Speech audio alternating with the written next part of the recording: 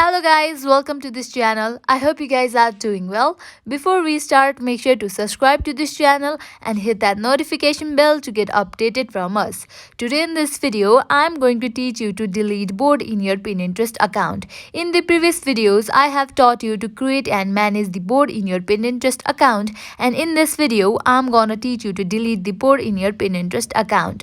Now moving forward, make sure that you are connected to your internet and you have already logged into your Pinterest account. This process is similar for Android and iOS device. Now let's get straight into the process. Open your Pinterest app. Here I go. Your profile appears. Here you can see I have created many boards.